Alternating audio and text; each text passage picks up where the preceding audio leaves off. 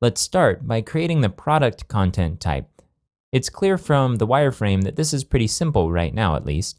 We have a title, we have an image, and a description. And most of that fits in with a default content type on a Drupal site. We simply need to add an image field. So let's go back to our Drupal site and let's create a new content type.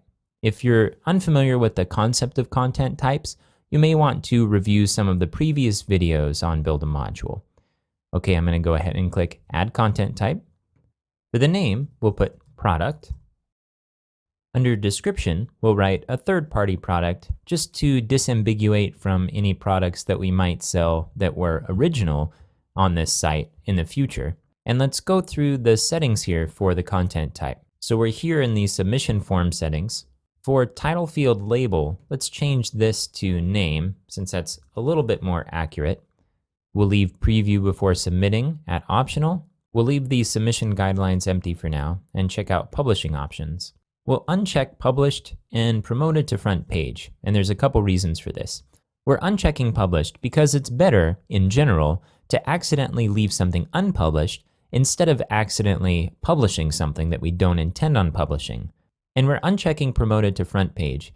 Now, if you remember from previous videos, the default homepage is a list of content that has this checked as part of the publishing options. Now, we're not going to use this page, but the page still exists on Drupal unless we disable it using some other method. So we're unchecking this because search engines may come to that page and index it, and we don't necessarily want them to be indexing stuff that's on that page. So we'll leave this unchecked to make sure that that page stays empty. This is especially important for pieces of content that you don't want anyone to see publicly, but that may be available internally on your site. One other setting that we're going to change here is to create new revision. This gives us a backup just in case some edits are made to a particular piece of content that we want to roll back later on. A lot of times this happens more rapidly than regular backups are made, and especially when we have multiple contributors that may be editing each other's content, we want to make sure that we have a history of the changes that were made. So we'll make sure that Create New Revision is checked. All right, over to Display Settings.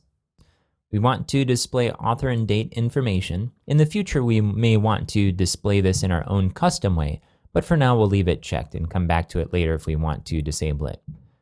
For comments, we want to leave this closed. In the future, we may want to open up this type of content for commenting, but it's better to assume that commenting won't be allowed. When we publish the site, if we accidentally have some content that has commenting allowed, but we didn't really intend that to be the case, then there's a lot of places where spam could potentially collect. So we're just closing this out now, and later we can open it, and we can open it for individual reviews as well. Because this is closed, we can go ahead and leave everything else at its defaults because they don't matter. Under Menu Settings, we're going to uncheck any available menus because we don't want to display reviews as part of the menus just yet. In the future, again, we can change this, but by default, we don't want our contributors accidentally associating their content with a particular menu item. So I'm unchecking main menu, and I'm going to click Save Content Type.